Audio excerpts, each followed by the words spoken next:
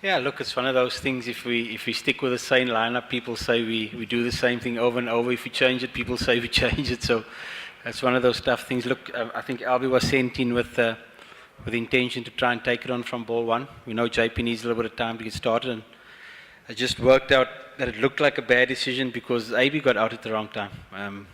The strategy was for AB to try and hold it together for us, and Albi try and take it on for 3 or 4 overs with still batting to come, and unfortunately it didn't work for us this evening.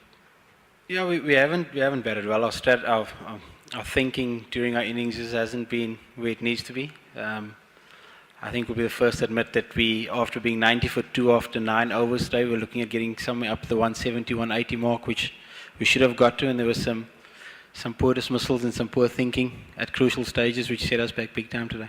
Yeah, look, like I've said, in our domestic T20s, Hashim had the second best strike rate of all players in South Africa this year, so his strike rate for me is not a major concern. He's a quality player, he's a class player, he's always going to find the gaps and the boundaries when it's his day, so pretty happy with the way he hit the ball today. Yeah, look, I think this afternoon when we batted it was a little bit slower, and then as the sun drops and a little bit of moisture gets around with the evening, it skids on really nicely. So I suppose it is a little bit more for the seamers than we were anticipating when we got to Bangladesh, which works in our favour. And look, we know England got a quality bowling attack, and we're going to have to work really hard on our strategies and our plans in that game in 2 days' time. No, of course. I mean, we've got to try and we know we've got to beat England in the next game to try and progress. If we do that, it might still come down to run rate. If we beat them, it might not come down to run rate. So there's still a lot to play for, and I suppose with the dangers of playing sides like Holland, who are a very dangerous side, you try and do things that maybe you shouldn't have done, or try and take on some things that maybe you wouldn't have taken on if you were playing so-called more established sides, and that's always going to be a danger in these type of games. Now, it is a concern. We